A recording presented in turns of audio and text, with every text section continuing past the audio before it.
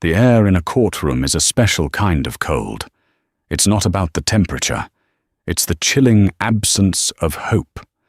For Amelia Croft, 7 months pregnant and fighting for her future, that cold was seeping into her bones.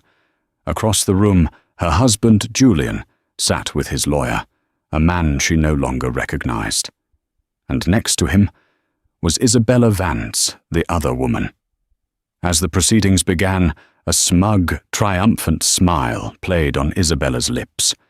It was a smile that said, "I've already won." And when Amelia's world suddenly tilted and went black, that smile only widened. She thought it was over. But what no one in that room knew was that the real truth wasn't in the legal arguments, but sealed in an envelope on the judge's bench, a truth about to detonate everything. Life for Amelia and Julian Croft had once been a carefully curated masterpiece. Their sprawling home in a leafy suburb of Charlotte, North Carolina, was a testament to Julian's meteoric rise in the tech world. He was the visionary behind Innovate Dynamics, a company that had revolutionized data security. Amelia, a talented art historian, had put her own career on hold to support his curating their life instead of a gallery. She designed their home, hosted the perfect dinner parties for investors, and was the graceful, intelligent wife who made his success seem effortless. They were that couple, the one people envied. Good-looking, wealthy, and deeply in love. Or so Amelia thought. The first crack in the porcelain appeared on a Tuesday. It was subtle. A late night at the office, which wasn't unusual, but this time he came home smelling faintly of a perfume that wasn't hers. Something floral and audacious, completely unlike her own subtle vanilla-based scent. When she mentioned it, he'd laughed it off.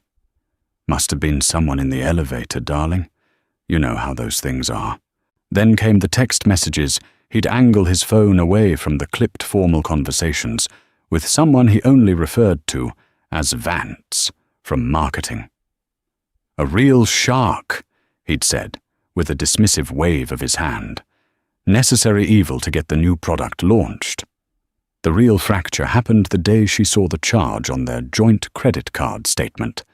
A single extravagant purchase from a high-end jeweler, La Vie en Rose, for a piece she never received. It was a delicate, custom-made diamond necklace spelling out the word eternity. When she confronted him, holding the paper statement in a trembling hand, the carefully constructed facade of their marriage didn't just crack. It shattered into 1,000,000 irreparable pieces. He didn't even have the decency to lie well.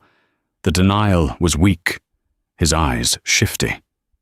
It was a corporate gift, Amelia, for a client. A client named Eternity. She asked, her voice barely a whisper. That was when the coldness set in. The charming, attentive man she had married was gone, replaced by a ruthless strategist.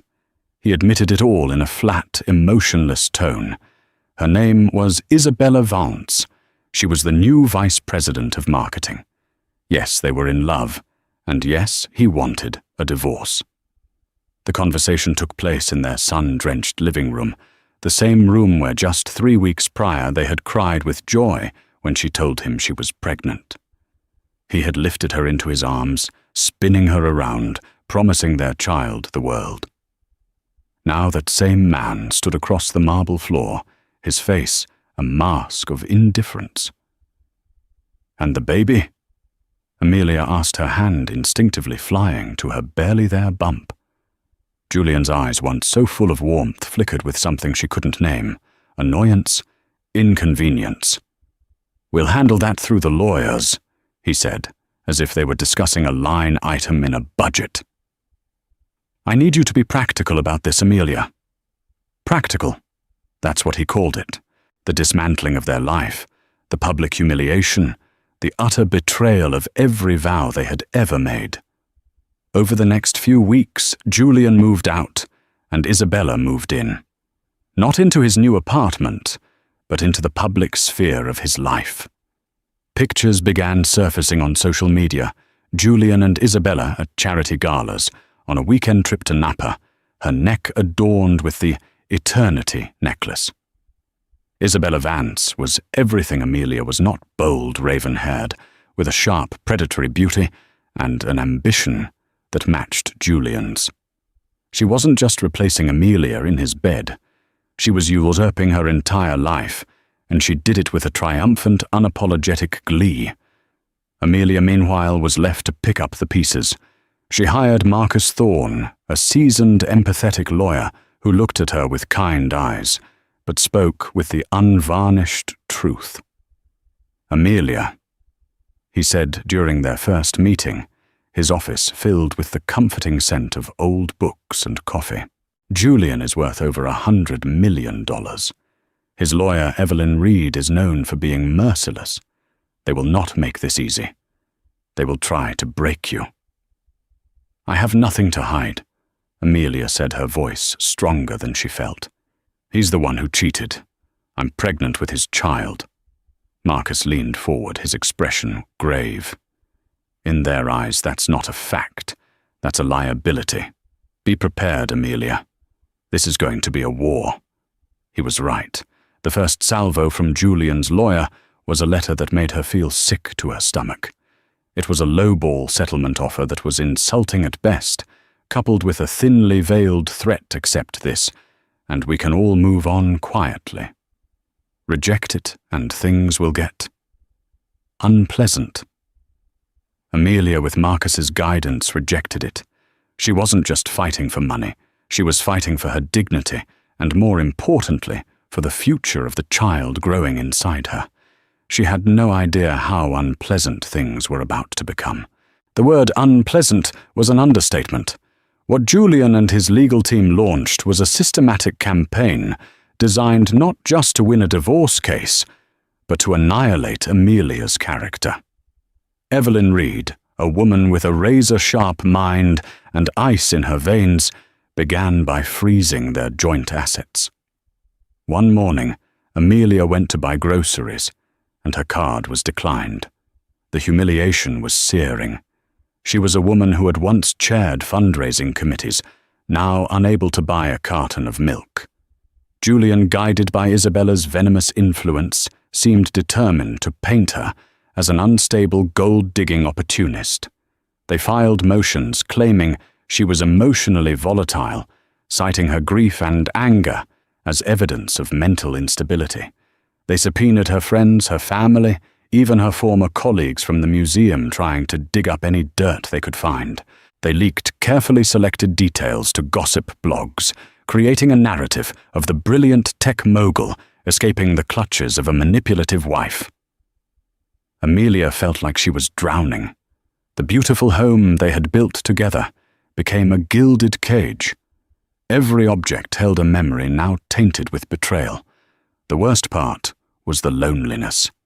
Friends who had once flocked to their dinner parties now gave awkward apologies, not wanting to be caught in the crossfire. She was isolated, pregnant, and fighting a seemingly infinite war chest with her dwindling savings. Her only pillars of support were her younger sister Chloe and her lawyer Marcus. Chloe would come over with groceries and sit with Amelia for hours, letting her cry and rage and talk to her growing belly. "He can't get away with this," Mia Chloe would say, her own eyes blazing with anger. "He just can't." Marcus Thorne, meanwhile, was her shield in the legal battle. He was methodical and calm, a stark contrast to Evelyn Reed's aggressive tactics. "This is classic scorched earth Amelia," he explained, reviewing yet another motion filed by the opposition. "They're trying to wear you down, to make you so exhausted that you'll accept their terms just to make it stop." The true architect of the cruelty, however, was clearly Isabella. Amelia saw her influence in every move. It was Isabella who was photographed driving Julian's new sports car. It was Isabella who wore a stunning gown to a tech conference on Julian's arm, a gown Amelia had bookmarked months ago. It felt deeply, personally vindictive. One afternoon, Amelia had a doctor's appointment. As she was leaving the clinic, a sleek black car pulled up to the curb. The tinted window rolled down, and there was Isabella wearing oversized sunglasses that couldn't hide her smug smirk. "Amelia," she said, her voice dripping with faux concern. "You should really be taking better care of yourself. All this stress. It can't be good for the, you know." She gestured vaguely towards Amelia's stomach. Amelia stood frozen on the sidewalk, stunned by the audacity. "Just a word of advice," Isabella continued, leaning forward conspiratorially. "Julian is a man who looks to the future. He doesn't like being tied down by the past. The sooner you realize that, the easier this will be for everyone." The window rolled up, and the car sped away, leaving Amelia trembling with a mixture of rage and fear. This wasn't just a divorce. It was a hostile takeover of her life, and Isabella was leading the charge. The final and most devastating attack came a month before the scheduled court date for the preliminary hearing. It arrived in a thick, formal envelope, delivered by a courier. Marcus had called ahead to warn her it was coming, but nothing could have prepared her for the words she read. It was an official motion filed with the family court. In it, Julian Croft, under penalty of perjury, formally denied paternity of her unborn child. He was claiming that he had reason to believe the baby was not his, and was therefore requesting the court to absolve him of any and all future parental and financial responsibility. The document suggested Amelia had been unfaithful, and that the pregnancy was a last-ditch, desperate attempt to trap him. Amelia read the words over and over, the black ink blurring through her tears. This was a lie of such breathtaking cruelty that it stole the air from her lungs. He knew. He knew the dates. He knew they had been trying. He had celebrated with her. To deny his own child, it was monstrous. She called Marcus, her voice breaking. How can he do this? How can he lie like this in a court of law? Marcus's voice was grim. He's doing it because he thinks he can win Amelia. He's betting that you'll be too ashamed, too broken to fight it. He's trying to leave you with absolutely nothing. This isn't about money anymore. This is about total destruction. Amelia hung up the phone and walked to the nursery she had started to prepare. The walls were painted a soft, gentle yellow. A small crib was assembled in the corner. She sank to the floor, her body racked with sobs, her hand pressed protectively against her belly. The man who had promised this child the world was now trying to erase them from existence. In that moment of absolute despair, something inside her shifted. The grief and the fear began to burn away, leaving behind a core of pure, unyielding resolve. He would not destroy them. She would not let him.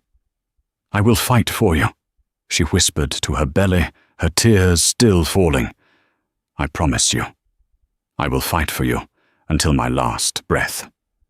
She agreed to the one thing that could prove the truth, a court-ordered, legally binding prenatal paternity test. The sample collection was invasive and stressful, but Amelia endured it with a quiet dignity. The whole time she could feel Isabella's victory smile even from miles away. They thought they had her cornered. They thought they had broken her. They were about to find out how wrong they were. The weeks leading up to the court date were a special kind of hell. Every day felt like wading through cement. The paternity denial had been a public declaration of war, and Amelia felt the shrapnel of it everywhere she went. Whispers followed her in the grocery store. Old acquaintances would cross the street to avoid her. The narrative Julian and Isabella were spinning was working. In the court of public opinion, she was being tried and convicted. But the public humiliation was nothing compared to the private pain. At night, she'd lie awake, her baby kicking gently inside her, and the enormity of Julian's betrayal would wash over her anew. He wasn't just denying her. He was denying this innocent life. He was willing to brand his own child as illegitimate to save money and appease his new partner. The cruelty was so profound, it was almost incomprehensible. Yet as the baby grew stronger, so did Amelia. Her maternal instincts, fierce and primal, began to form a suit of armor around her broken heart. This was no longer just about her. It was about the small, helpless person who depended on her for everything. Every doctor's appointment, every flutter of movement, every tiny hiccup she felt was a reminder of what she was fighting for. Marcus Thorne was her general in this war. He meticulously prepared their case, countering every one of Evelyn Reed's vicious motions with calm, fact-based evidence. He compiled a mountain of documentation, emails and texts from Julian, expressing his excitement about the pregnancy credit card receipts from their baby moon trip, just before he left sworn affidavits from friends who had been at the dinner where they announced they were expecting. The DNA test will be the silver bullet, Amelia Marcus reassured her during one of their late-night strategy sessions. But we need to build the wall of truth around it, so high that even Evelyn Reed can't find a way to tear it down. We need to show the judge that this paternity claim isn't a legitimate doubt, it's a malicious legal tactic. Amelia, despite her fear, found a new source of strength in the process. She spent hours with Marcus, going over every detail of her life with Julian. It was painful, like picking at a wound, but it was also empowering. She was taking back control of her own story.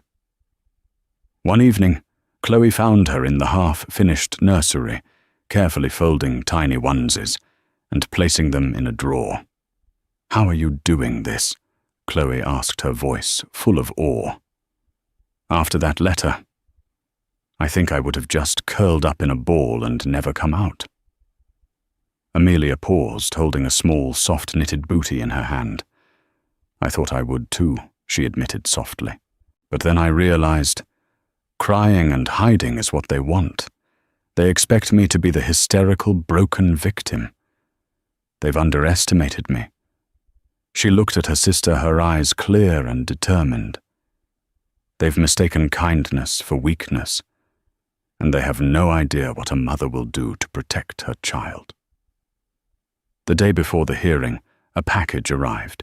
It was a small, exquisitely wrapped box with no return address. Amelia opened it cautiously. Inside, nestled on a bed of black velvet, was a single, perfect white rose, the same kind Julian used to buy her for their anniversary. There was a small card.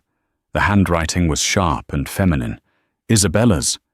It read, "Some things are too beautiful to survive the winter. It's better to let them go." It was a threat cloaked in poetry, a final, cruel twist of the knife.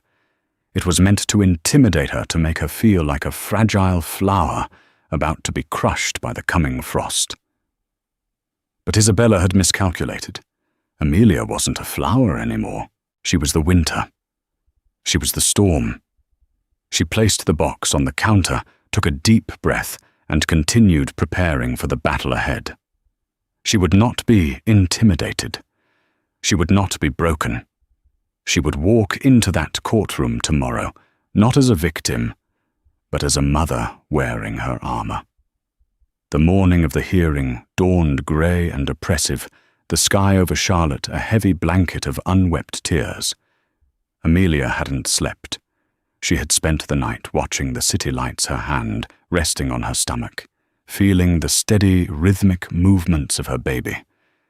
It was a silent conversation, a promise of protection passed from mother to child. She chose her outfit with the care of a soldier dressing for battle, a simple, elegant navy blue maternity dress. It was modest, professional, and couldn't hide the undeniable truth of her pregnancy. She wore her hair pulled back neatly and applied just enough makeup to conceal the dark circles under her eyes. She needed to look composed, strong, and credible. She needed to look like anything but the hysterical woman they had painted her to be. Chloe drove her to the courthouse. "You are the strongest person I know, Mia," she said, squeezing her hand before Amelia got out of the car. "Don't forget that." Walking up the grand stone steps of the Mecklenburg County Courthouse felt surreal. The air inside was thick with the scent of old paper floor polish and quiet desperation. It was a place of endings and bitter new beginnings. Marcus met her just inside the doors, his face calm and reassuring. "Ready?" Amelia nodded, taking a deep, steadying breath. "As I'll ever be." The courtroom itself was an imposing chamber of dark wood and stern portraits of long-dead judges. It was designed to make one feel small and insignificant. Amelia took her place beside Marcus at the respondents' table. A few moments later, the heavy doors at the back of the room swung open, and Julian's party entered. Julian looked impeccable in a tailored charcoal suit, his face a neutral, unreadable mask. He refused to meet Amelia's gaze. Beside him, Evelyn Reed walked with a brisk, confident stride, carrying a leather briefcase that seemed to radiate menace. And then there was Isabella. She was dressed in a sharp, cream-colored power suit, her dark hair sleek, her makeup flawless. She wasn't a party to the divorce, so she couldn't sit at the table with Julian, but she took a seat in the front row of the public gallery, directly in Amelia's line of sight. And she was smiling. It wasn't a subtle smile. It was a bright, confident, triumphant smirk. It was the smile of a predator who had cornered its prey and was savoring the final moments.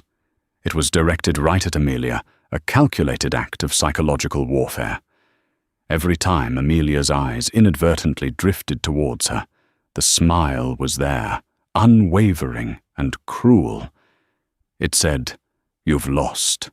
This is my life now. You and your little problem are about to be erased."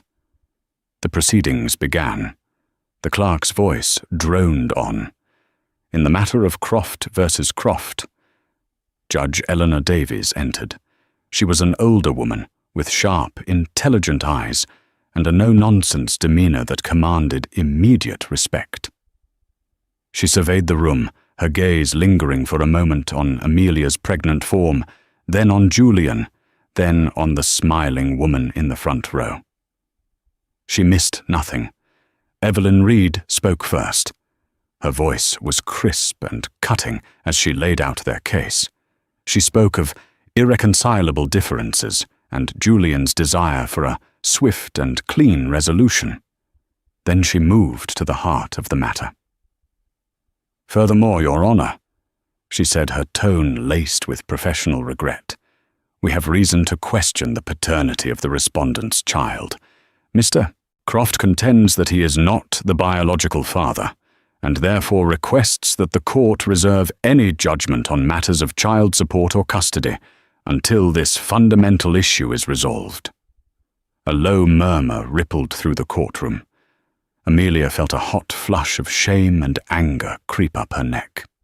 She stared straight ahead, focusing on a crack in the wooden paneling, refusing to give Isabella the satisfaction of seeing her crumble. Then it was Marcus's turn. He stood his presence, a calm anchor in the turbulent room. He methodically dismantled their claims, presenting the emails, the travel records, the timeline of the pregnancy. He spoke of Julian's initial joy and subsequent sudden reversal after the start of his new relationship. "Your Honor."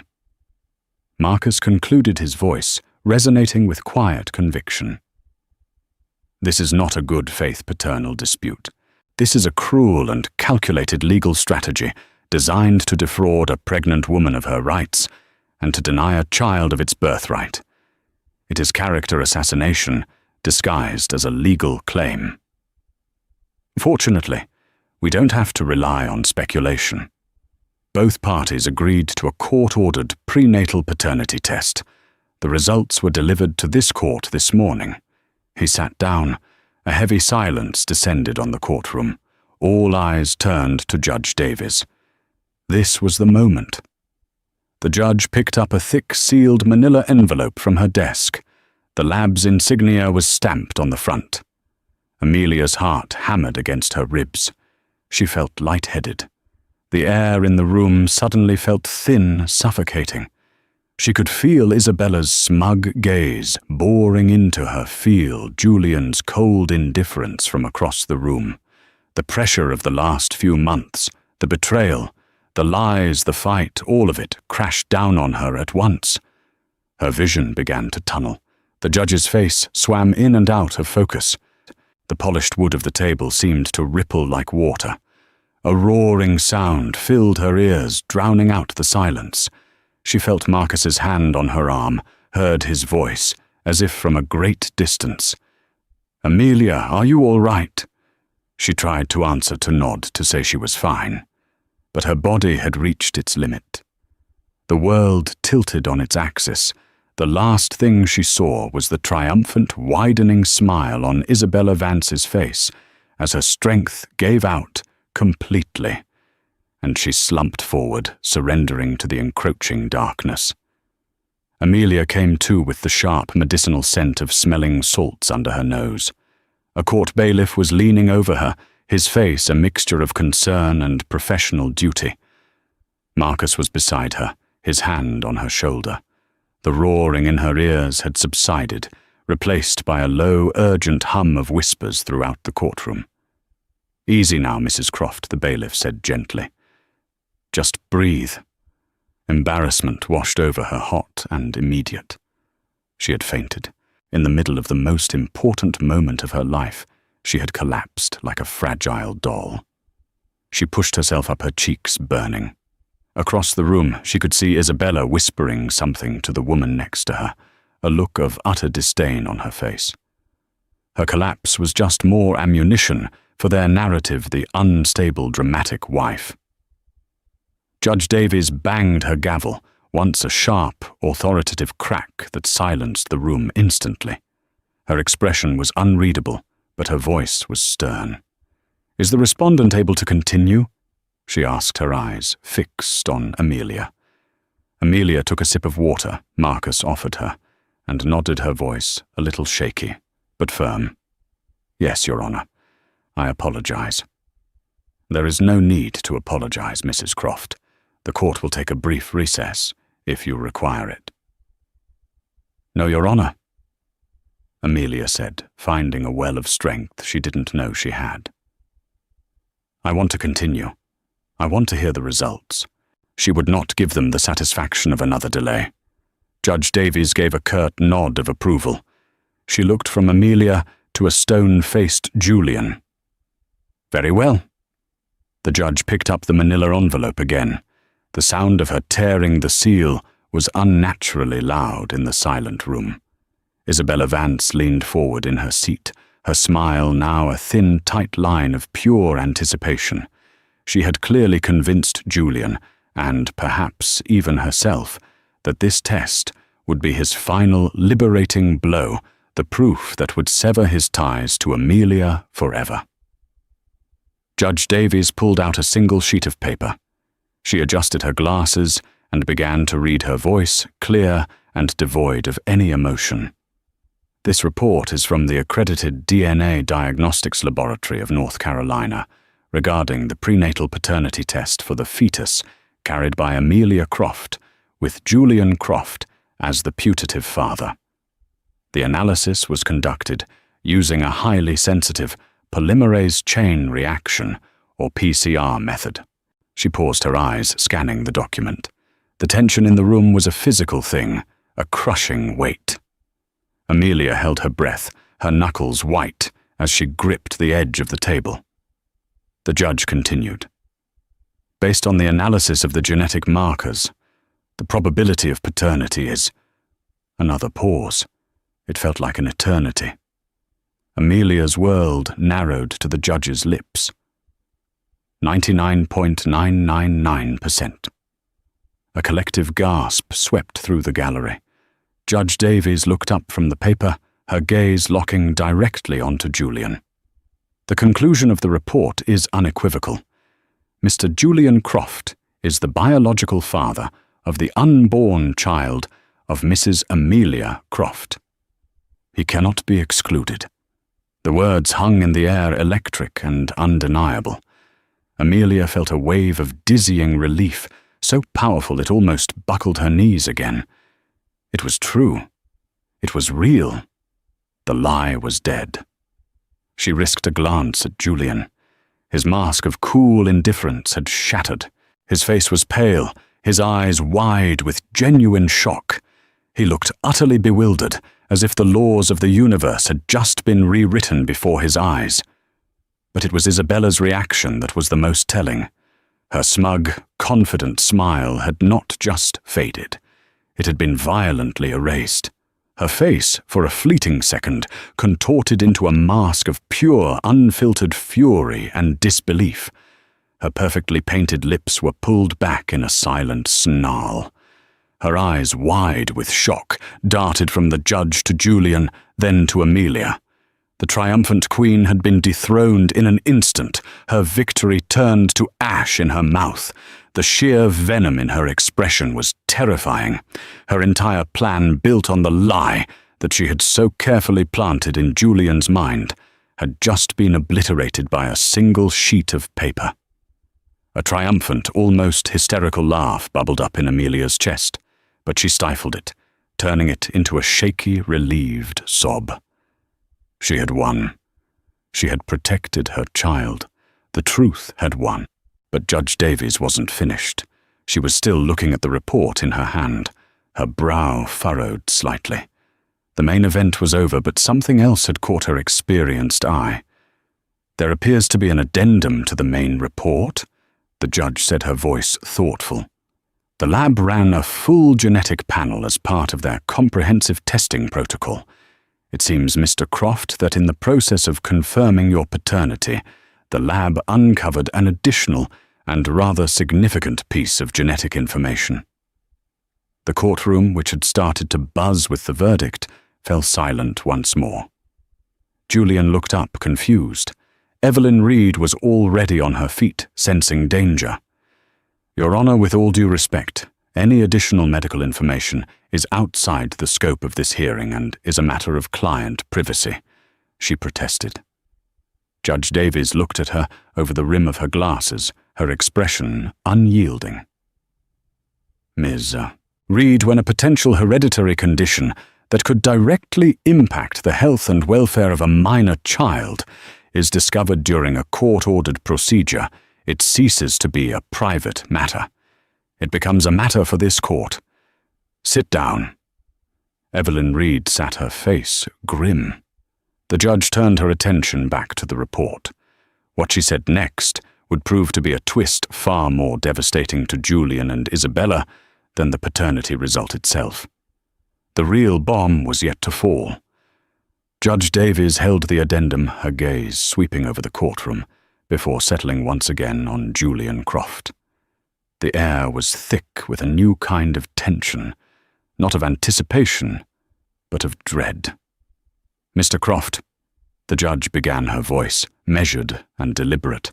The comprehensive panel was performed to screen for a range of genetic abnormalities and hereditary conditions.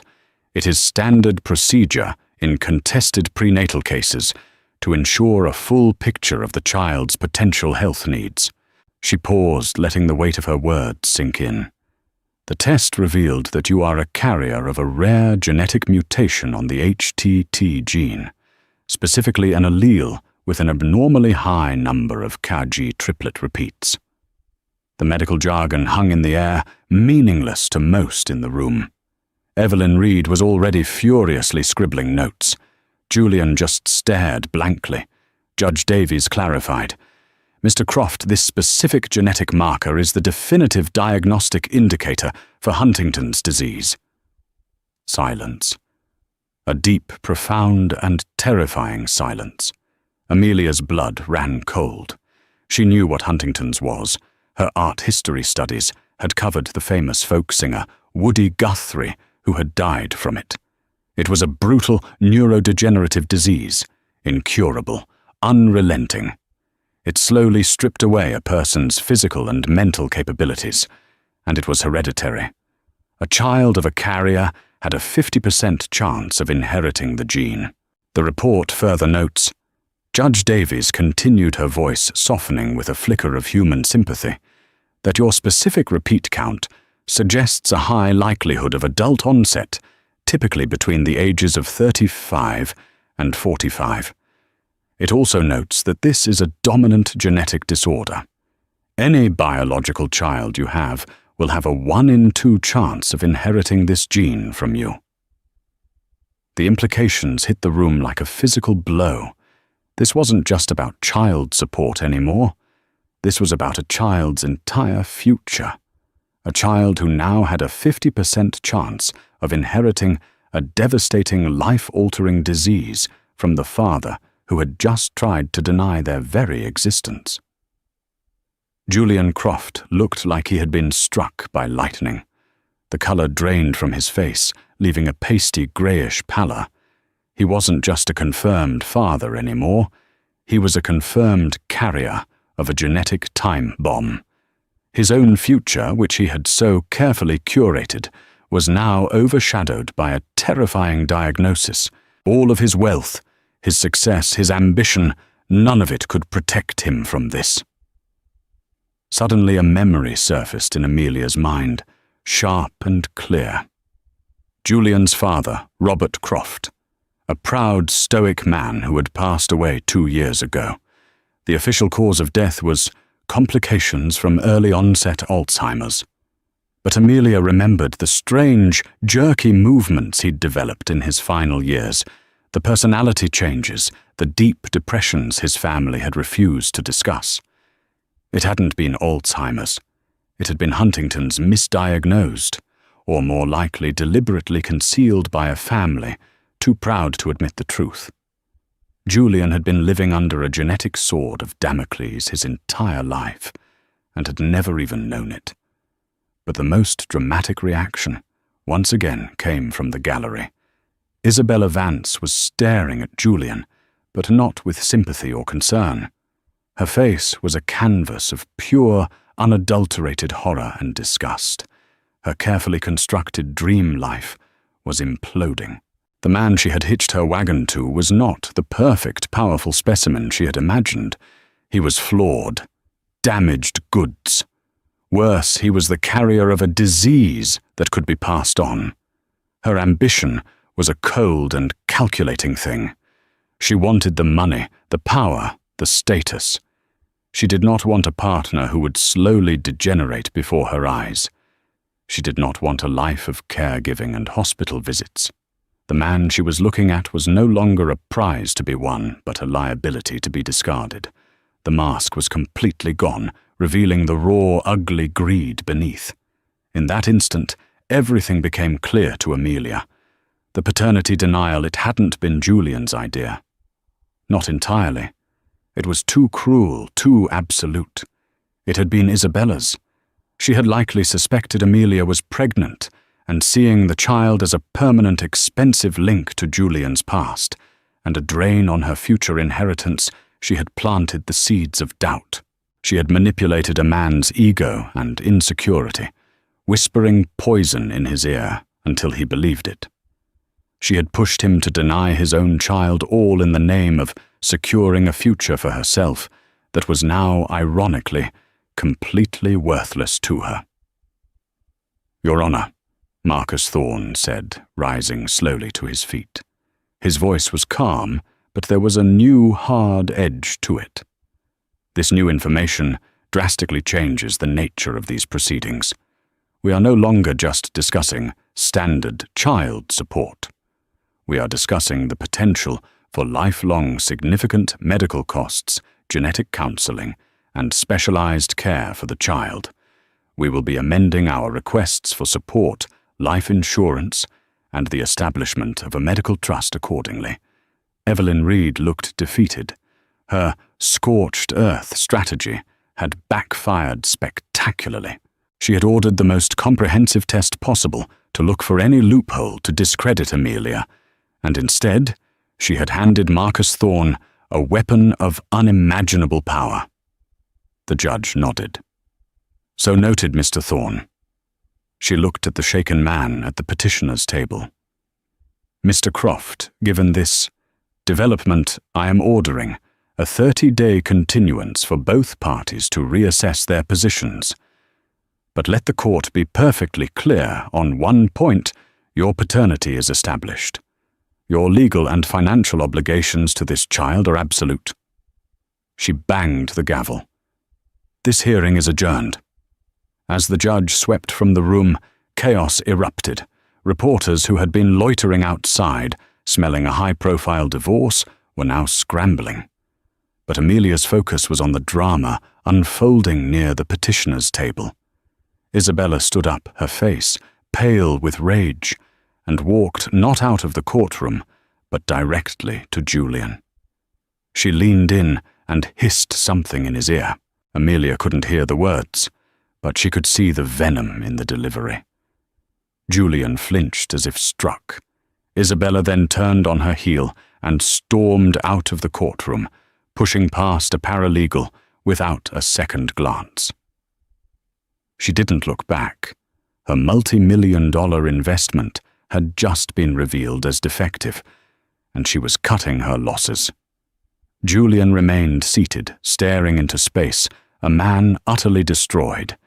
He had lost his wife, tried to disown his child, and had his entire future and past rewritten by a medical diagnosis in the span of 10 minutes. He had allowed himself to be manipulated into an act of profound cruelty, and his reward was public humiliation and a devastating personal truth. Amelia stood up, her legs still trembling. Marcus put a supportive hand on her back. "Are you okay?" She looked at her estranged husband, a man now pitiable in his desolation. She felt no triumph, no joy, just a deep, profound sadness for the man he used to be, and for the child who would be born into this wreckage. "No," she said, her voice a near whisper, "but I will be." She had walked into the courtroom, a woman fighting for her name. She was walking out a mother armed with the terrible truth, ready to fight for her child's life. The fallout from the hearing was not a gentle drift of ash. It was a volcanic explosion that decimated the landscape of Julian Croft's life. The story was a cocktail of irresistible elements for the media wealth infidelity courtroom drama, and a shocking medical twist. It was everywhere. Financial newspapers wrote scathing analyses of the leadership crisis at Innovate Dynamics. Tech blogs rehashed the scandal with glee.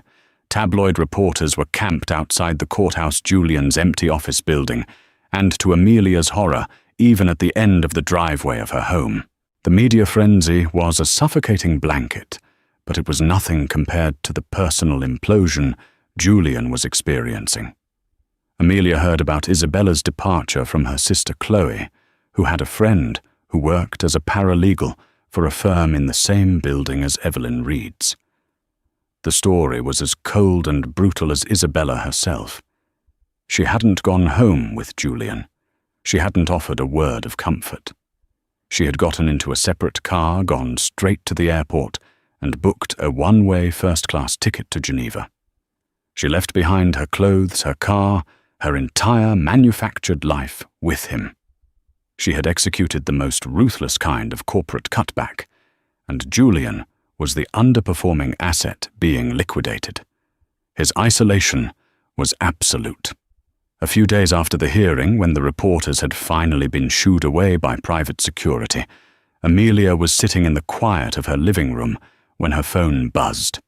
It was a call from Julian. She stared at his name on the screen, her heart giving a painful lurch, and let it go to voicemail. A minute later, the notification pinged. She listened to the message, her hand trembling slightly. His voice was unrecognizable, raspy, broken, stripped of all its usual confidence. "Mia, Amelia, it's me. I'm at the house. Our house. It's so empty. God, what have I done? I know you don't want to hear from me. I don't blame you. But I need you to know. I never would have, if it wasn't for her. She got in my head. She told me. She said you were trying to trap me, that the baby wasn't mine. And I was so stupid, so weak, I believed her. Because believing her was easier than facing what I was doing to you, to us. And now this thing, this disease, I never knew. My father, all those years. Mia, I'm so sorry. I know sorry isn't enough. It'll never be enough. But I needed to say it. He trailed off his words, choked by a ragged sob. Amelia deleted the message. There was a time when that brokenness would have shattered her heart. Now it felt like a distant echo from a life that no longer belonged to her. His apology wasn't for her. It was for himself. An absolution he was seeking that she could not grant. To rebuild what they had would be like trying to glue together dust. Her priority was not his wreckage, but the new life she was carrying. Her focus shifted entirely to the legal battlefield, where Marcus Thorne was now operating with overwhelming force. Their first meeting after the hearing was in his office. "They're waving the white flag, Amelia," he said, a grim satisfaction in his eyes. "Evelyn Reed called me this morning. Her entire tone has changed. They are no longer dictating terms. They are asking for them. I don't want to punish him," Amelia said, her voice quiet but firm. "I want to protect my son." "And that's exactly what we'll do," Marcus affirmed.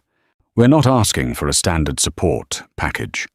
We have petitioned the court, citing the extraordinary circumstances, for the creation of a multi-generational special needs and medical trust. It will be independently managed and untouchable. It will cover any and all costs related to diagnostics treatment, counseling, and specialized care that Noah might ever need. We are ensuring his future is secure, no matter what happens." The negotiations were swift. Evelyn Reed knew she had no ground to stand on. Julian, stripped of Isabella's venomous influence and confronting his own mortality, signed everything.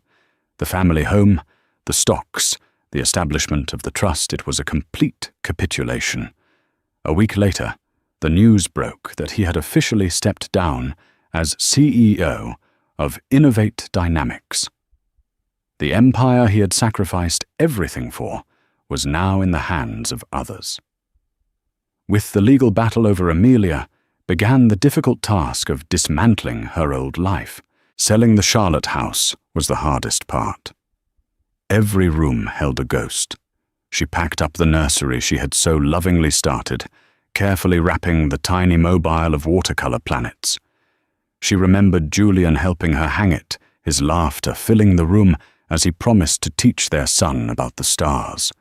The memory was so painful, it felt like a physical wound. But as she sealed the final box, she felt a sense of release. She was closing the door on that chapter, leaving the ghosts behind. She found her new beginning in a small, sun-bleached town on the South Carolina coast.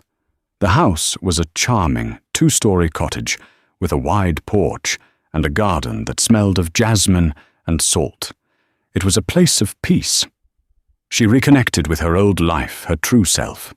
A former mentor from the museum, having read about her ordeal, reached out and offered her a remote project, curating a digital archive for a new exhibit.